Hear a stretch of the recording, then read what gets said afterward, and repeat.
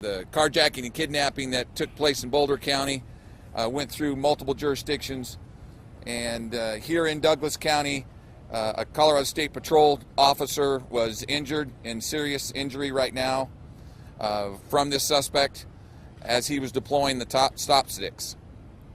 The suspect then proceeded through Douglas County and carjacked a female, where he took the car, proceeded further down south, was involved in another crash where he tried to carjack a second car. At that location, officers surrounded all the vehicles. He went on foot, and about 100 yards northwest of that location, he was taken into custody. As the sheriff said, he is being checked out right now at a local hospital, and he will be arrested by deputies from the Douglas County Sheriff's Office and taken to the Douglas County Detention Facility. Can you speak at all about how the whole injury jurisdictional thing is going to work out? I know you guys have a warrant out. He was arrested here, but he's at, Longmont is where it all began. Yes, I can. I just got off the phone with District Attorney George Brockler, who is on the phone with the DA in Boulder, and there's some discussions taking place right now. Currently, right now, he is in Douglas County. He's under investigation in Douglas County, and he will be incarcerated in Douglas County. So the two district attorneys will be discussing how the prosecution will take place, but from a law enforcement perspective, he is in custody, and we will be filing criminal charges against him. Were any weapons found? The high-speed chase. I mean, we don't see a lot of them in Colorado. It's more of an LA kind of thing. So you guys take it very seriously, and there are very serious rules about chasing someone like this because you put others in danger. Yes, this individual was a very dangerous person. You could tell by the initial contact with law enforcement. Law enforcement all across from Boulder all the way through into Douglas County, we were in communication with each other, and most importantly, what we were trying to do to make sure that the citizens were safe, but we could still apprehend this guy. He was not going to stop committing crimes.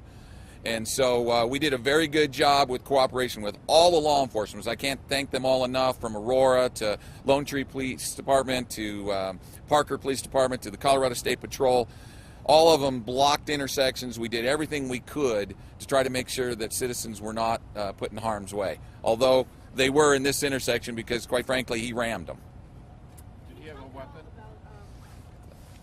you talk at all about the tactic that you used? I mean, it seemed, at least as a layperson watching the video, that it looked like you guys hung back a little bit and sort of a pace or two behind it and just sort of letting this guy go a little bit. I don't know if I'm right about that, but can you just kind of talk about the tactic that you used?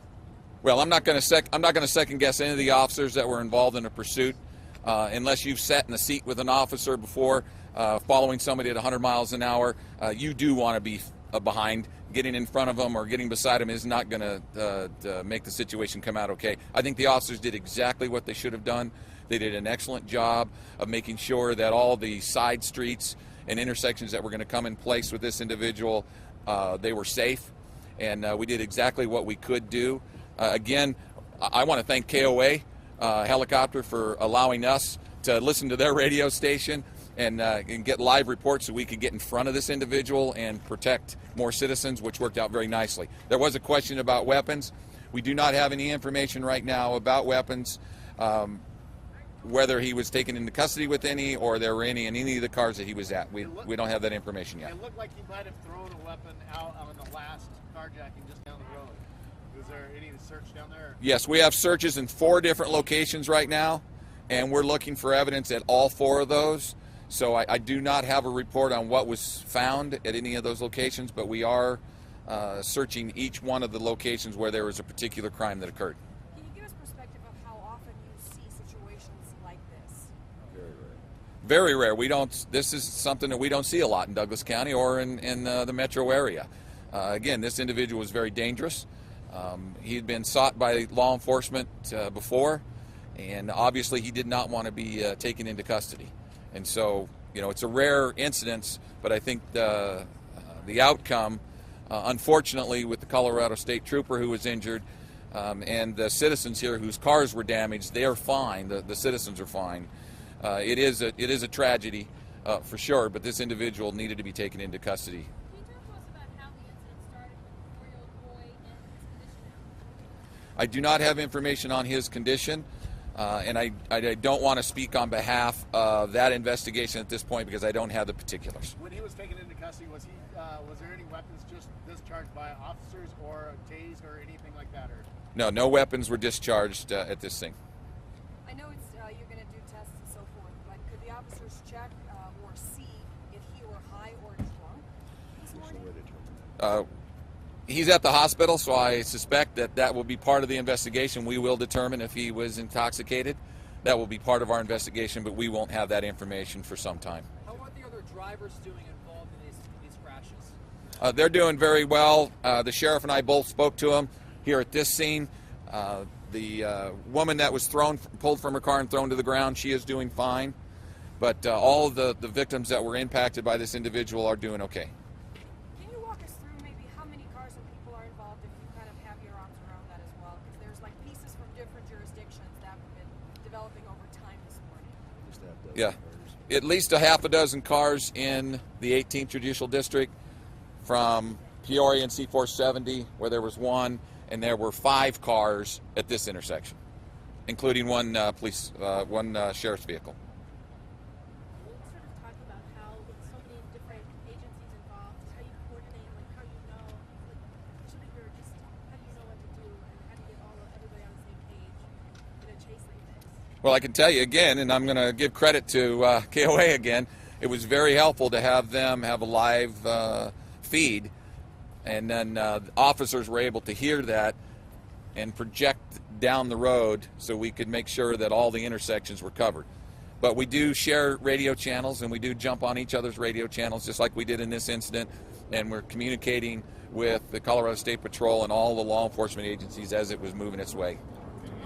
Let me kind of wrap this up real quick, because we're in the middle of an investigation here, and there's a multiple of jurisdictions here that'll be investigating this throughout the day. And just let me add that the air support that we had today, I cannot thank you enough from all of law enforcement. The air support was critical in seeing what was taking place today.